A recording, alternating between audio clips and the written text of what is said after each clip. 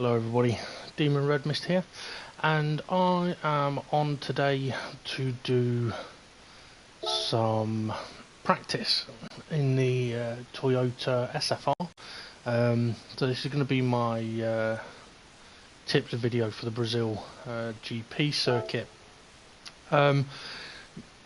Quick shout out though, I'm trying to teach myself how to use Inkscape.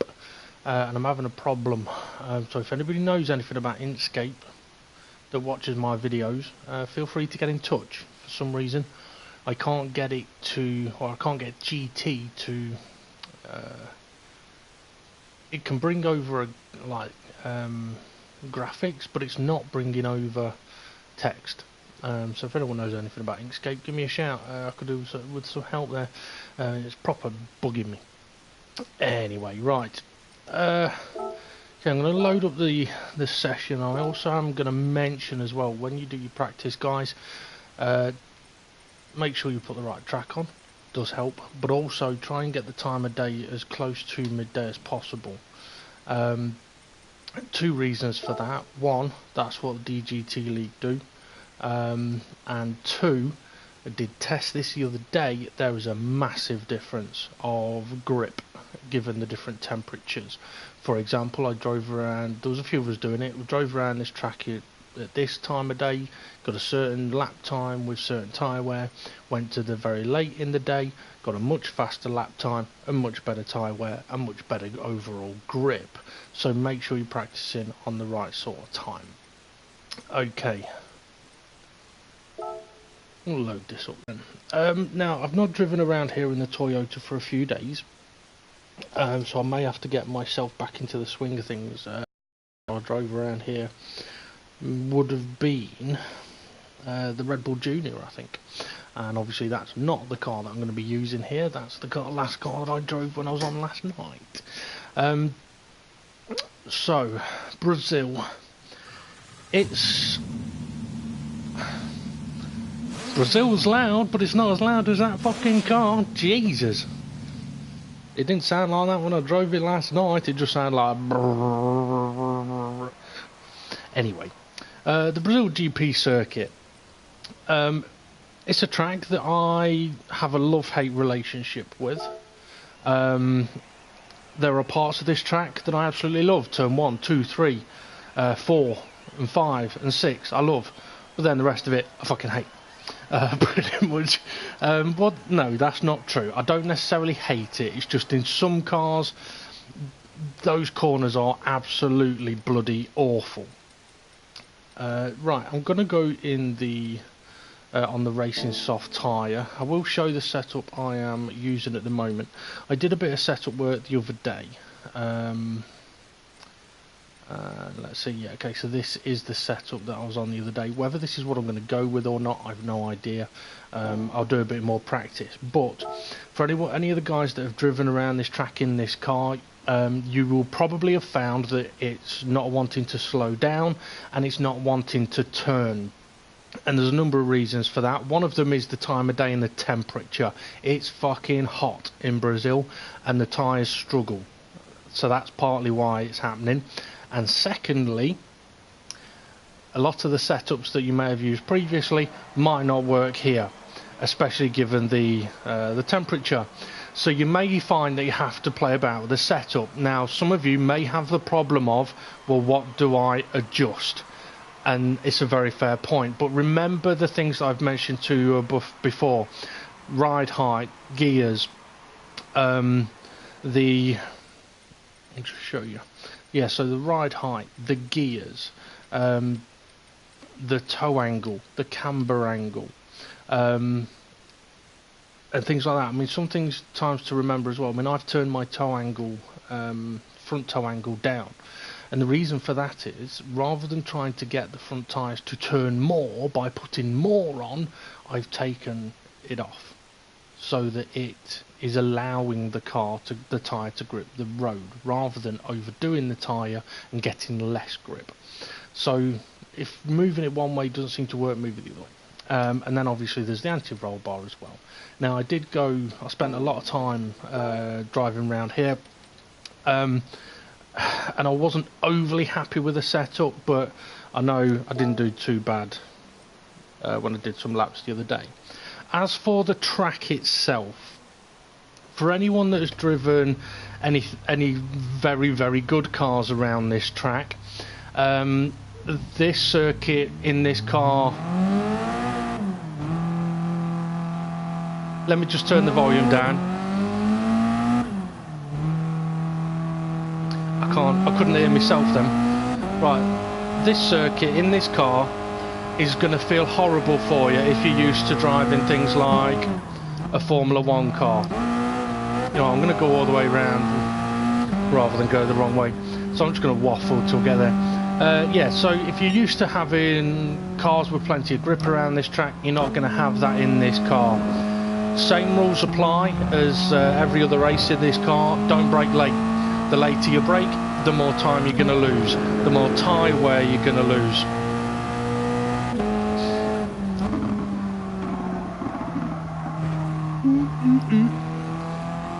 Bit of understeer there. Now, I'm not going to mention anything about any of these corners yet. I mean, I'm going to do the lap guide. I'm just getting round to the start of the lap. But there are certain ways to take some of these corners that'll give you a hell of a lot more grip going into them.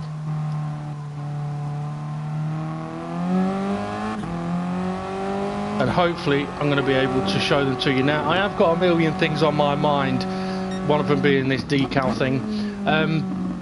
So there's a good chance I might miss a couple of things here, but hopefully not. Okay, we're going to start the lap at the end of the lap, to be honest. Your speed into turn 1 will be dictated solely by your exit of the final corner, otherwise known as young cow. So your exit of this final corner will dictate your speed up at the top. Pushing too hard on the way into the final corner, good chance you're going to lose time on the exit. It's all about getting a very good exit, not a very aggressive entry. Okay, from the final corner to turn 1, it is absolutely flat out. I'm going to give you a secret tip here though. Try and keep your steering as minimal as possible. The less steering angle you have on here, the quicker you will go, or the less tyre wear you will actually get. So you want to keep the car in as straight a line as possible. So rather than being over here, making the corner tighter, take the right lines that I'll show you. Okay, heading up to turn 1. As we're approaching, it is a little bit blind. Now, in this car, you can't really attack the braking zone into turn 1. I'm going to mention the marker boards here. We've got the 150 marker board and then the 100 meter marker board, and from what I can remember, this is the braking point for turn 1. Now, for anyone that's used to driving F1 cars or anything like that, this will seem way too fucking soon. But in this car, going beyond the 100 meter marker board is a problem.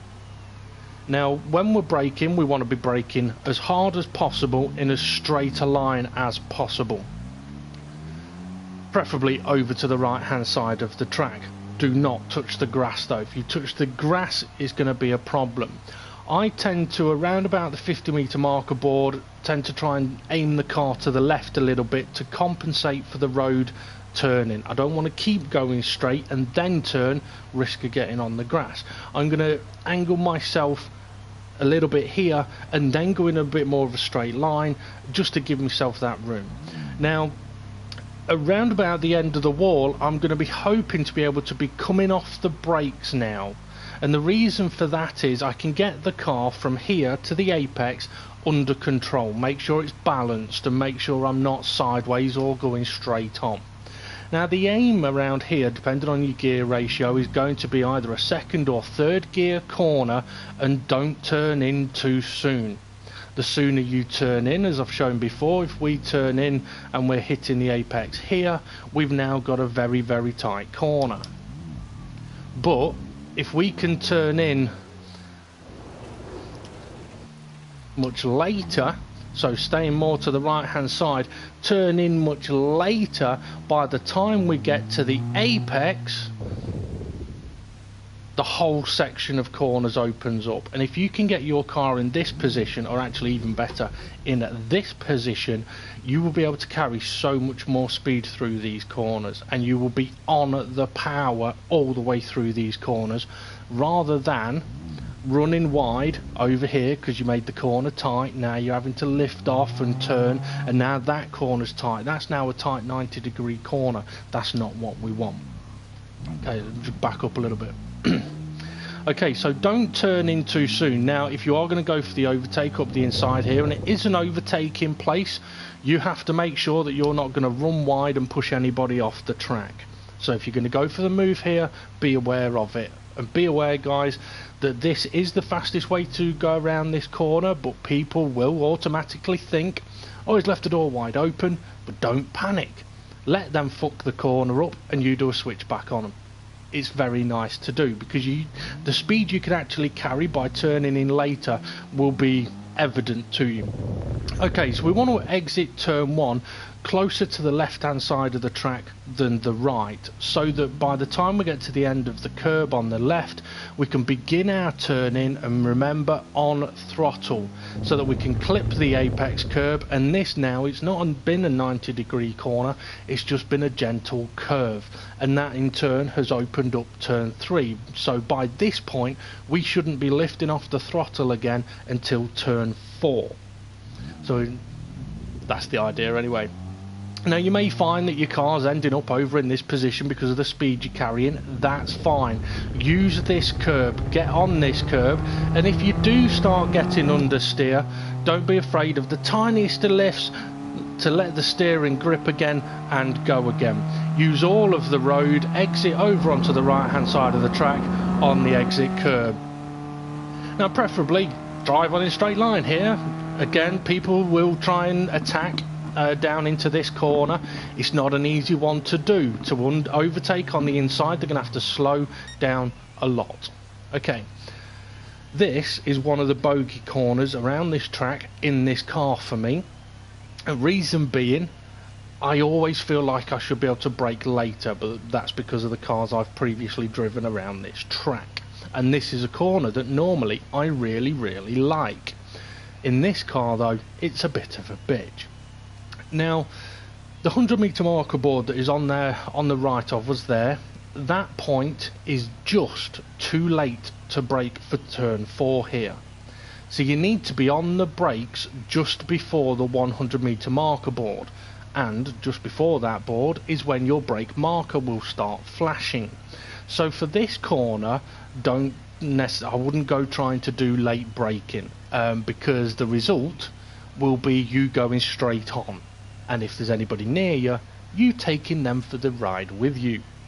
So again, we want to brake in as straight a line as possible on the brakes before the 100-metre marker board, and we're going to be on the brakes hard so that we can get off the brakes around about here, around about 25 metres, so that we can get off the brakes, so that by the time we turn, all the tyres are trying to do is turn and accelerate, not turn and brake. Because if you're braking and turning in these cars, they don't like it.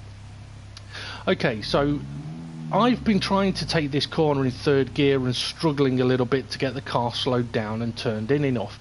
So I'm probably going to be going for 2nd gear today. My gear ratios may change though. But if you are trying it in 3rd gear and it's not quite making it, drop it down to 2nd. And if it means you've got to make 2nd gear longer, just a little bit, then go for it. Turn 4, we want to be getting all over the apex curb in around about this position, near the service road on the left of us here. And to help you in this, I mean, there's a fair few marks all over the road, but the marks might change, but that should be your aim though. So when you're around about the turn-in point, which we see the grasscrete on the left of us, it's the concrete that's got grass growing through it, when that's sort of coming to an end, we should be turning in around about this point here, aiming to apex the service road. So again, not turning in too soon, apex in the service road so that it opens up this corner. A lot of people will run deep at this corner because they just attack it too hard. Once we've apexed it, let the car run out to the right hand side of the track. Again, this is about keeping your front tyres as straight as possible, and then we are absolutely flat out. Make sure you kiss the apex towards the end of the curb just to give you the faster line. Now we're up into the tricky sections of corners. This corner we're coming up to, turn 6, is one of my favourite corners on most racetracks. This car though doesn't particularly like them. Make sure that when you turn here you are off the brakes in this car if you can. It will be better for your tyres, and you're going to need them. We'll approach on the left hand side of the track, and if I remember rightly, the brake marker flashes on the dashboard at around about 75 metres. If you're braking close to the 50 metre marker board, it's too late, I believe. We'll see. But don't brake late here. All you'll do is end up with too slow a minimum speed. Okay, so we're going to brake here, but we're not going to brake hard. We're going to do a gentle braking just to get the car slowed down. Now this corner, I just want to point out, this corner is actually 2 corners and there's a double apex. We've got the curb just in front of us, and then over to the right where the sponsorship sign is, where it says Understeer and Unicom Media, there's another curb over there, and that's the second apex point. Now to be honest, the way I tend to take this corner is I kind of ignore this first apex curb, because my only interest is where I'm going to be at that second apex curb. But where I'm positioned there depends on how I go through here. So the way that I'm going to try and take this corner is, as I mentioned, braking gently, turning in a bit before the curb, but not going over to the apex, right? Because I want to let the car be sort of middle of the road, running out towards the edge a bit, but nowhere near the left, so that I can tuck the car in and apex this curb. So I couldn't care less about hitting the apex of the previous corner. I want to hit this one.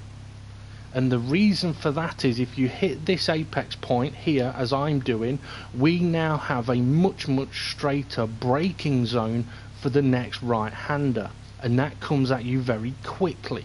So if you are out of shape in this corner, you will be out of shape in the next corner, because there isn't enough time to react. Okay, so the whole aim of these 3 corners is at this point here, to apex here. Once we've apexed it here, we can let the car run over to the left hand side of the circuit, and then as soon as we can, straighten up your wheels. The reason you have to do this for the best effect is the straighter your wheels, the better your braking. So straighten your wheels as soon as you can, and then hard on the brakes very quickly. Braking late here is not going to gain you much. People see this as an overtaking point, and I can understand why, but it is risky. It is risky.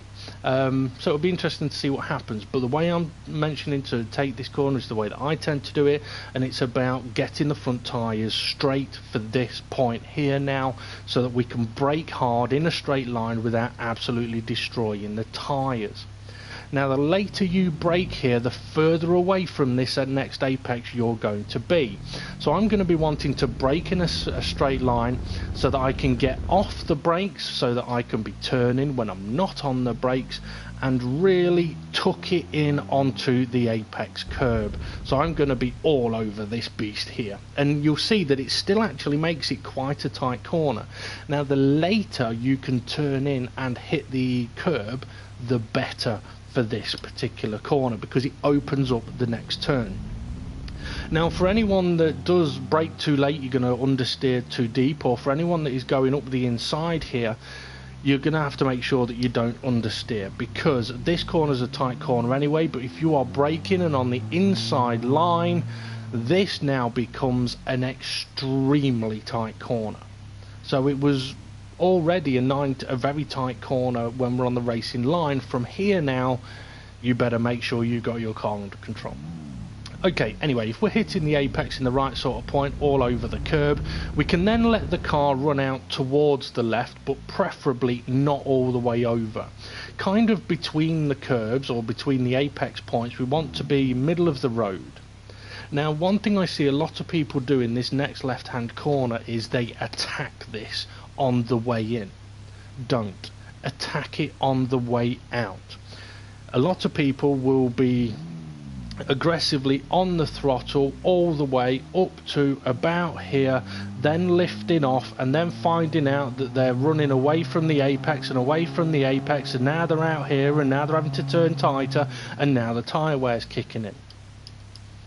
I'll give you a handy tip here.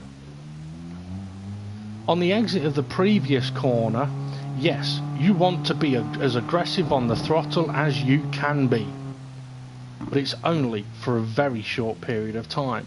So we want to be, I'm in the wrong place, but we want to be very aggressive on the throttle here and then off the throttle here, so that we can let the car roll down the hill, getting towards the apex point, which is more here, right? And now we've opened up the corner.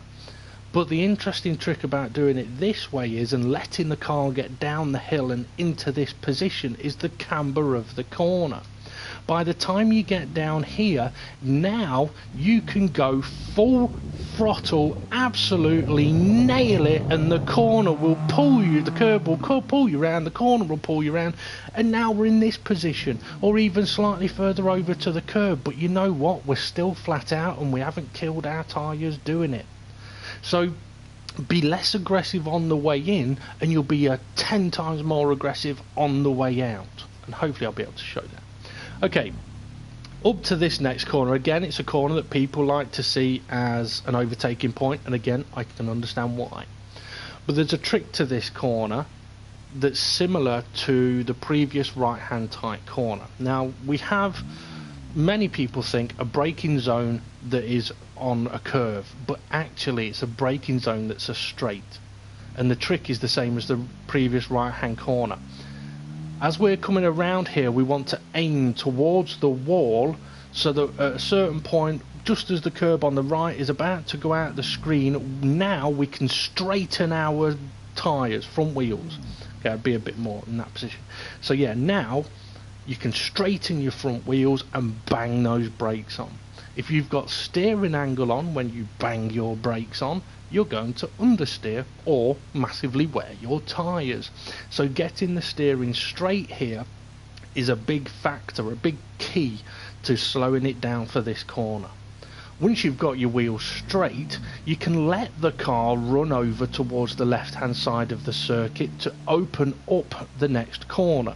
And then about underneath the marshal's light, we can be off the brakes, we can start turning in, and we can hit the apex curb quite late on, using the curb, using the camber, being very aggressive on the exit of the corner, and the car's going to hopefully exit the corner around about here. Now, if we attack the braking zone much more, we're going to end up further over to the left, or slowing down so much we're just going to get overtaken. Now we're on to the last couple of corners. And this corner, in a Formula 1 car or a Le Mans car, I mean, it's not even really a corner, you just go flat out. In these cars, a little bit different. Now, one of the tricks here is that once you've got over to the left-hand side of the circuit, it is, while full throttle, try and move over to the right a bit. You don't have to go all the way to the right, just move over, just over halfway across the road. Now, this corner, hopefully from here we're going to be able to take it on throttle all the way around the corner. What you might find though is that you start understeering halfway round, or you're losing the rear a little bit, you're getting a bit too much wheel spin. Now, one handy trick is to upshift early here to kill any wheel spin and help the front end turn. Right, that split second upshift, an early shift, gives the front tyres enough time to go, oh, we're not being overworked, let's grip, and then you can go, and hopefully I'll be able to show that as well. Now, we want to approach it, as I said, from just over 50% of the track or distance away from the left, so that we can slowly work our way towards the apex, my tyres are cold, which is towards the bottom of the hill. So about where the understeer signs are on the right, just going out of the screen, this is about where we want to be apexing, and this will really open up this corner, and hopefully by the time we get here we'll know if we can go flat out still on the way out. If you do attack this corner too aggressively without moving over to the right hand side, just like the other examples that I give, you're going to make this corner considerably tighter. So if you turn in too soon or you approach from the left hand side, now we have to steer more to make the corner, which means you are probably going to have to lift off, or you're going to go off or kill the tyres. Okay, exit the corner, let the car run over to the right hand side of the track, and then we're approaching the final corner. Again, some people will think it's an overtaking place, but bear in mind, if you're chucking it over the inside here, you're going to lose time, and if you've got somebody behind you that's a little wiser, they're just going to position their car correctly and dick you down into turn 1. So think about that.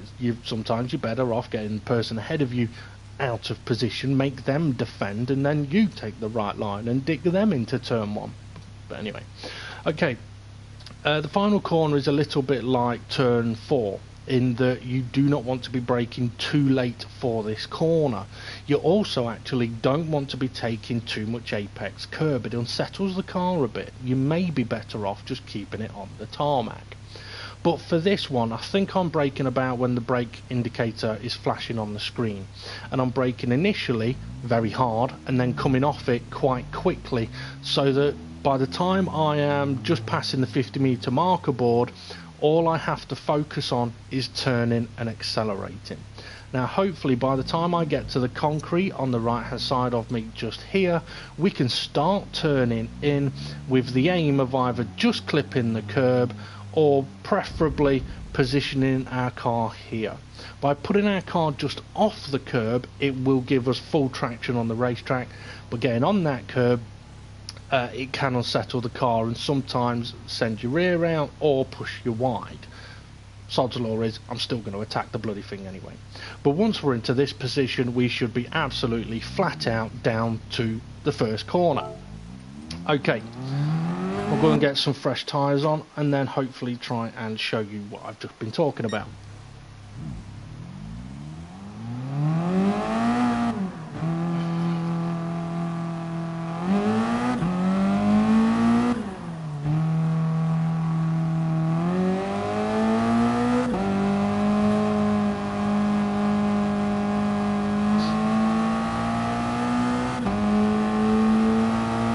Okay, I'm not going to push too hard on this outlap. Just keep an eye on, have a look at where the brake indicators start lighting up.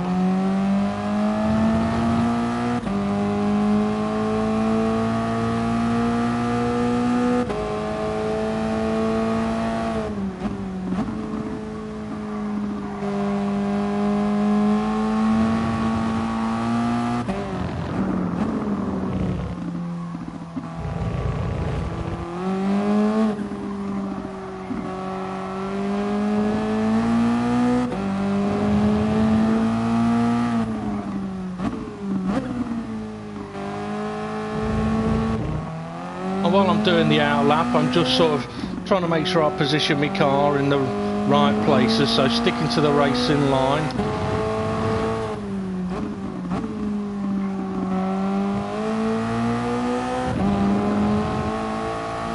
So as I mentioned, remember, try and keep the wheels as straight as possible for the best speed and the best tyre wear.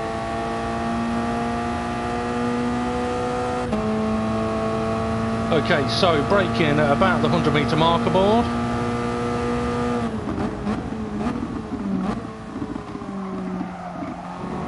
You'll notice there, didn't touch the throttle again until I was at the apex of turn 1.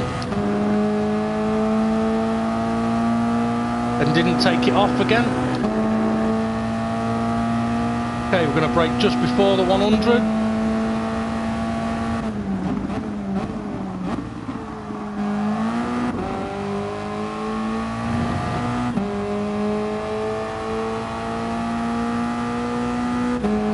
into the tricky bit.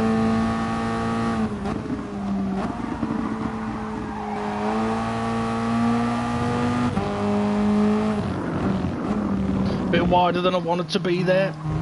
Bit slower here now. They let the car tuck in, now it's gripped and we can go. Bit too aggressive though. But to be honest, I mean, if you're on a pad you might not feel that. But when you're on a wheel you can feel the car just start to automatically tuck in. Right, I'm going to have to go for another lap. Because I completely got too excited there.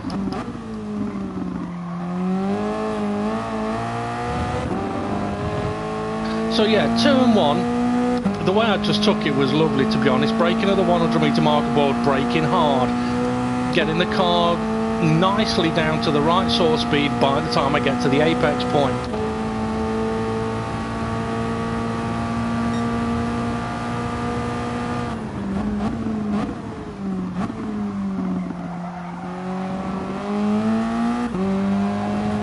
After lift, didn't have the grip. I was too aggressive on the throttle.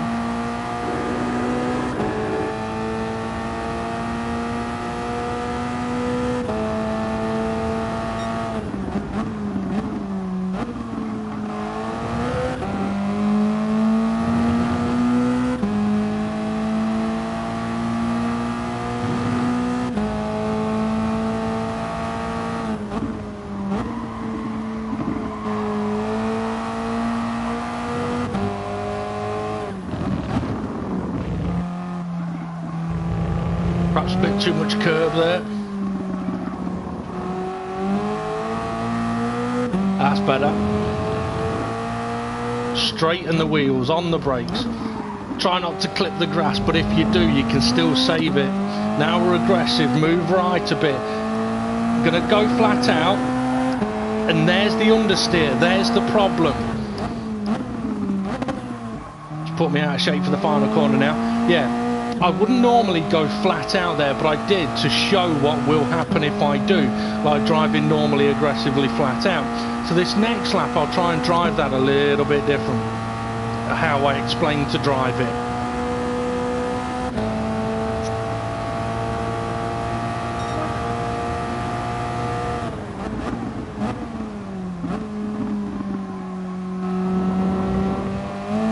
Short shift, just to help with the grip.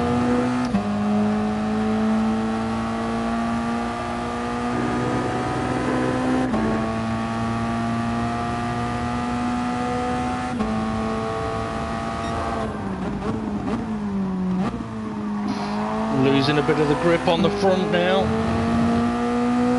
So when that happens, we're going to have to bear in mind we have to start braking that a little bit sooner. Steering more ain't going to help.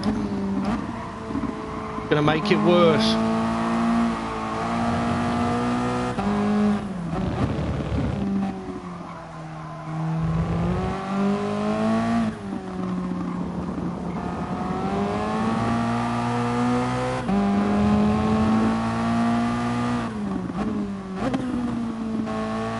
Didn't want first gear then. Okay, so going to move over to the right, short shift. And it allows us just to hold a slightly better line. Struggling a bit under braking now for the final corner, so I'm going to have to start braking a little bit earlier there.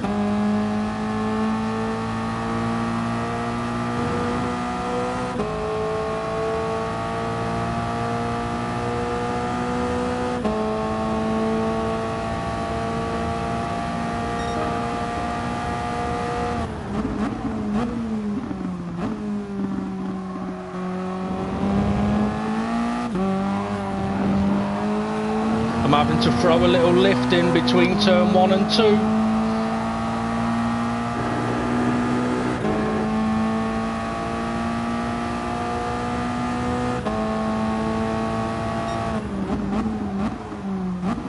Right, braked a little earlier this time. Makes the corner a hell of a lot easier as the tyres are wearing, as I run a bit wide.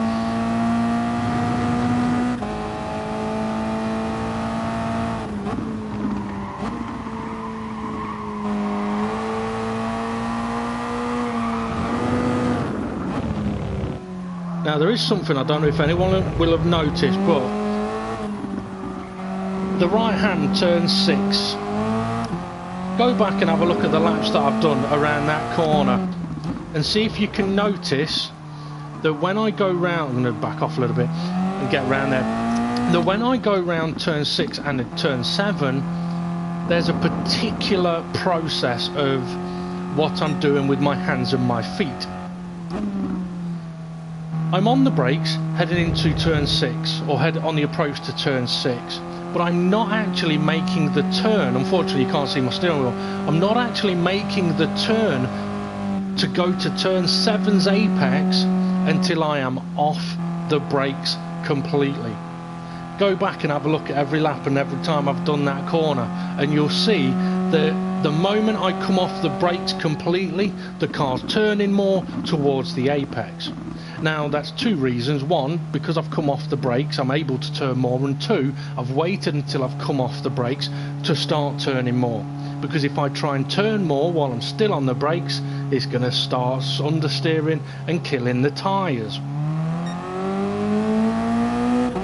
So I'm going to get round there and see if I can show it, in case you can't be bothered to rewind, which is cool. If you don't, that's fine.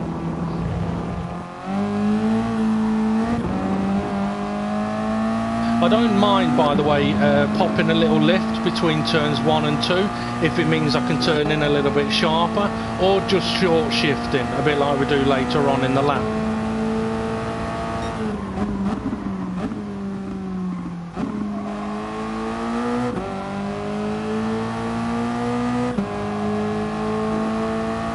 Okay, so this is the corner that I'm on about. So I'm fully off the brakes before I start making the bigger turn to hit the second apex.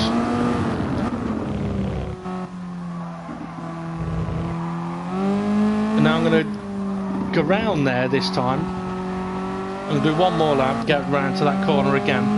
Actually, I'll do one more lap showing what happens if you don't straighten the wheels or brake too late in the relevant corners.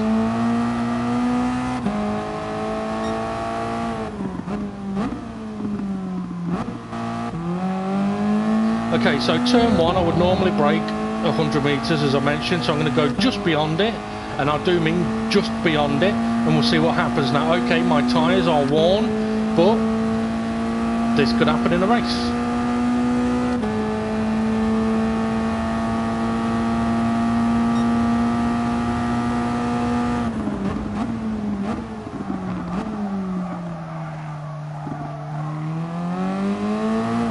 And now I've got to lift big time.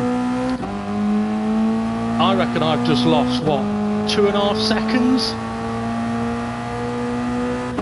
Now I'm going to brake late again here.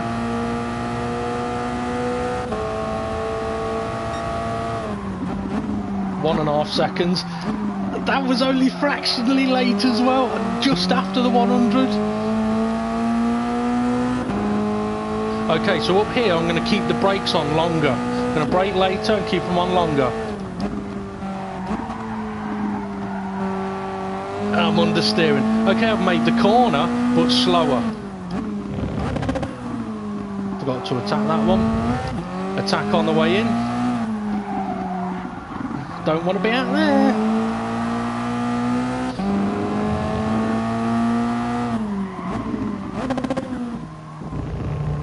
Okay, I've made the corner, but now I'm a bit wide, and I've killed my tyres in the process.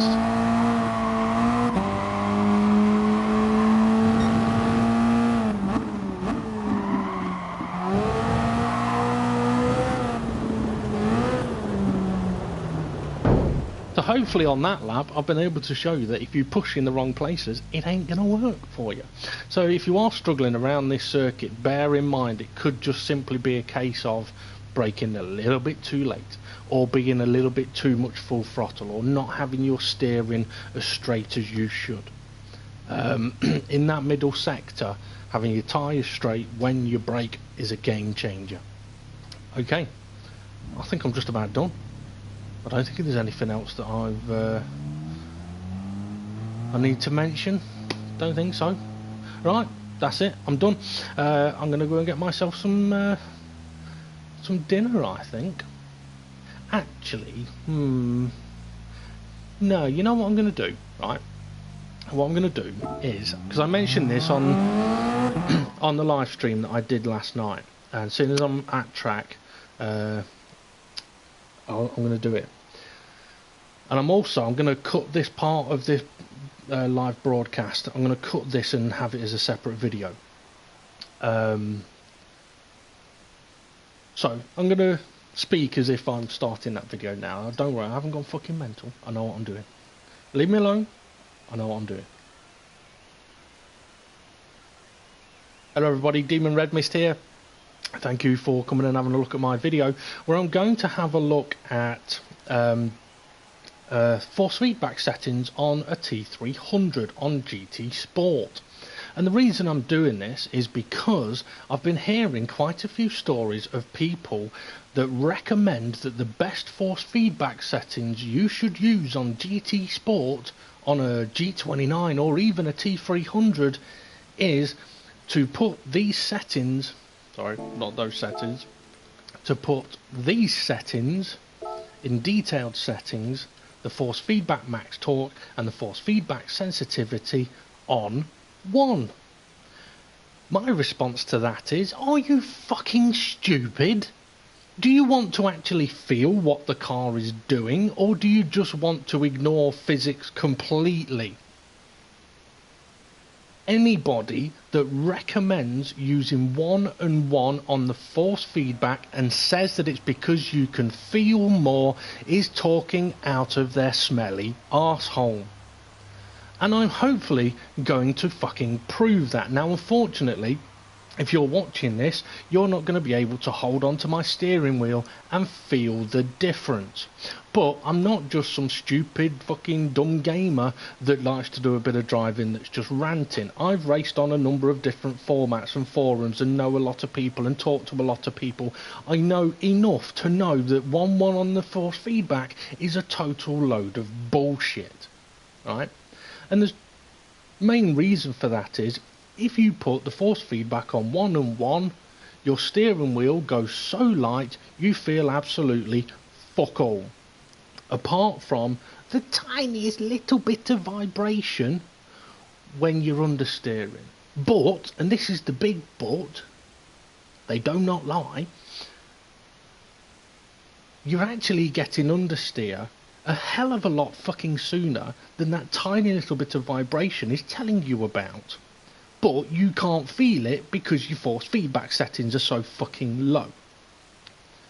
Right, I'm going to do a couple of laps here with the force feedback on my T300 on this setting, 5 and 6. It's a setting that I personally like. I'm not going to recommend it, it's just what I like. For the Red Bull Junior, I have to turn it down a little bit because that car works the wheel a little bit more because it's got a lot more grip and a lot more downforce. So I'm going to go and do a couple of laps on this particular setup. Now I'm on the racing soft tyres in a Toyota SFR. Now a couple of things I want you to keep an eye on here while watching this video is towards the bottom left where it's got the car indicator and the tyres, right? Now around each of the tyres is a box, and that will go blue if the tyres get cold, and it will go red, excuse me, if the tyres get too hot.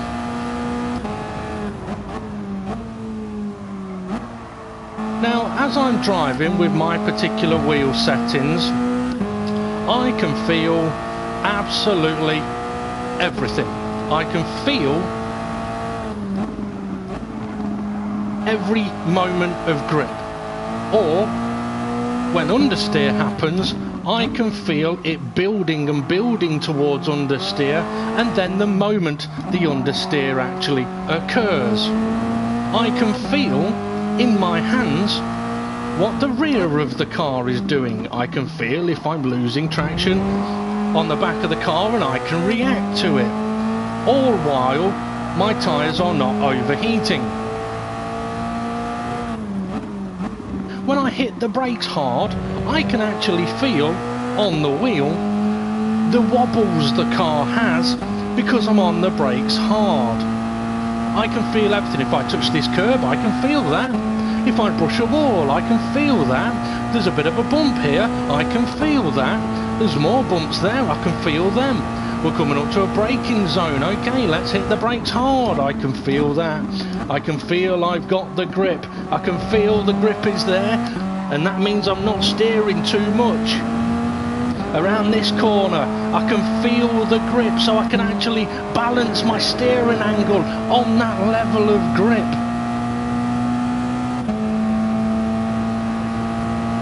Now, I'm not looking. I did just then. My tyres did go bright red then, under heavy braking. I can understand that. I need to brake a bit earlier and not so hard. But to be honest, I'm driving a bit dickish. I'm doing it on purpose. But I can feel everything the car is doing. Feel every wobble, every bump of a curb. I can feel the road fighting against the tyre. It allows me to know if I can go faster or slower, or if I'm killing my tyres or not, without even having to look at the indicator.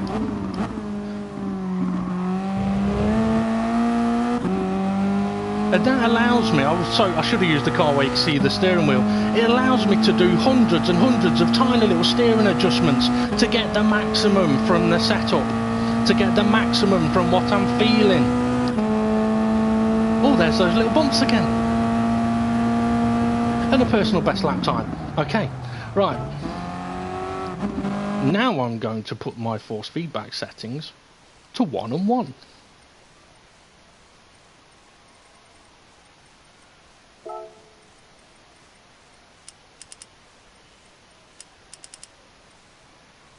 Okay. Let's see how this feels then.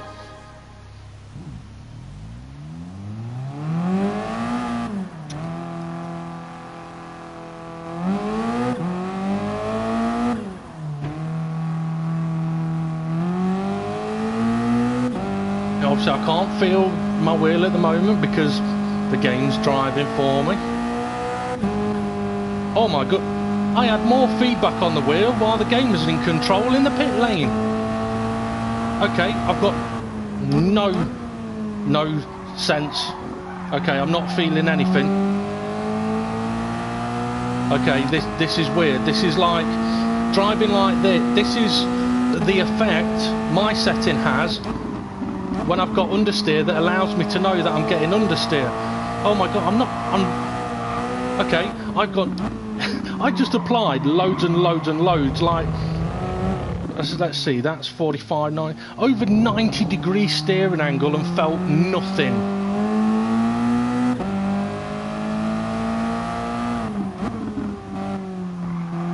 Okay, still didn't feel anything, didn't feel the curb, didn't feel anything there. Do I feel the curb here? No. Understeer? No. Didn't feel a thing. Anything on the brakes? No. Okay, so I am basically feeling absolutely fuck all on my wheel, right? Now I shall tell you the reason why people say use 1-1. It's because you can apply loads of steering angle without being forced against. Which means you can drive up to turn 1 and go full lock, loads of lock, loads of lock. Okay, I've not made the corner, but I'm not feeling anything, so it doesn't matter, it's all fine. Okay, I did do that a bit proper dickish, but okay, so I'll try and drive properly, but emphasising my point that applying too much steering, still didn't make the corner, but I'm not getting any sense of, oh, I'm understeering. So unless I look at the bottom left where those red boxes are going to glow up, I don't know. Oh, I've just felt a little bit of rumble.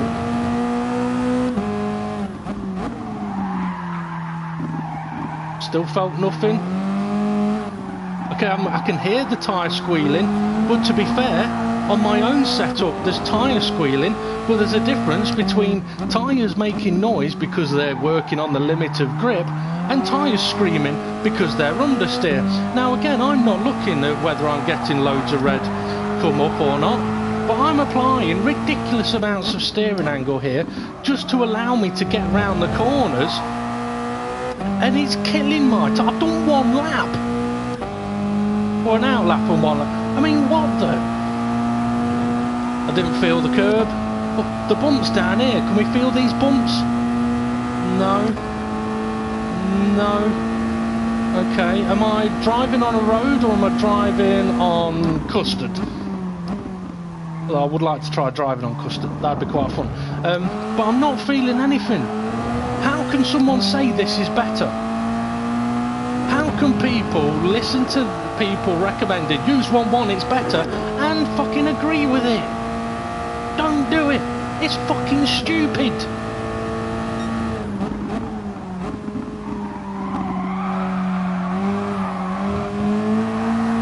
I mean, to be honest, all it's going to do is going to lead people to driving shitter and shitter and shitter.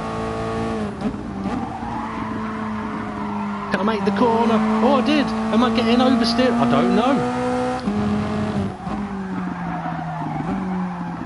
Oh no, it's not stopping. Yeah, talking out there, fucking arseholes. 1.1 on your force feedback. Fuck off. Leave me alone. I know what I'm doing. I'll stick with my 5.6. Thank you very fucking much. Okay, for anyone that's watched the whole of this, obviously that part of the video was all a rant about people giving dickish fucking information about force feedback settings on steering wheels on the game. Hopefully people got my point there. It is a ridiculous idea, to be honest. But anyway, it's a trick that I know people used to use on F1 games so that the cars would steer loads, because on F1 games you could get away with it. Steer loads with very minimal tyre wear. It's not how to drive. It really isn't. It really, really isn't. Anyway, I'm going to bring this video to an end on that angry note. Have a good one, folks, and make sure you check out the Dynamic GT League YouTube channel for next week's race, which will be around this track in these cars on Thursday. So yeah, I'll be live for that, so make sure you come and check us out. Have a good one, and I shall see you all later.